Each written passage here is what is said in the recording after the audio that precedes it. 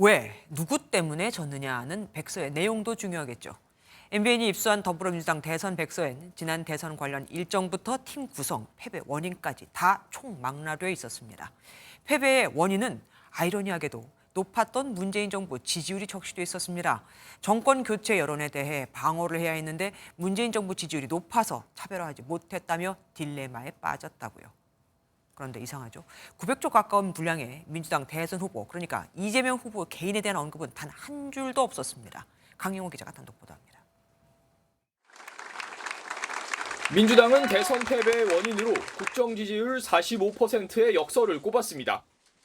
정권 교체를 바라는 응징 투표 강도가 높다는 걸 알면서도 문재인 정부의 지지율이 높아 차별화할 수 없었다는 겁니다.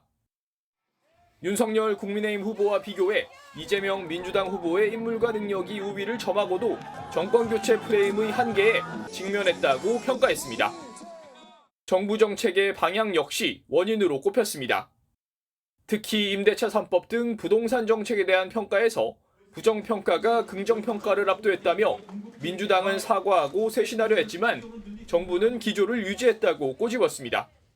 우리 국민 여러분께 부동산으로 또 주택 문제로 고통받게 한 점에 대해서 깊이 사과드립니다. 그런데 900조 가까운 분량의 백서에서 이재명 후보 개인에 대한 평가나 반성은 담기지 않았습니다. 민주당은 특히 한 여론조사 결과를 인용해 이재명에게 투표한 이유로 상대 후보가 싫어서가 가장 높았다고 언급하면서도 신뢰성 부족, 거짓말 등 이재명에게 투표하지 않은 이유는 인용하지 않았습니다. 한 비명계 의원은 MBN 통화에서 대선 결과는 후보가 책임지는 것이지 문재인 정부의 결과라는 건 부차적인 문제라고 지적했습니다. 민주당은 박근혜 후보에게 패한 지난 18대 대선 이후엔 대선 평가 보고서를 발간하며 문재인 후보의 정치 역량과 결단력 부족을 꼽은 바 있습니다. MBN 뉴스 강영호입니다. 안녕하세요. 김주하입니다. 공정하고 신속한 MBN 뉴스, 유튜브를 통해서도 만나보실 수 있습니다.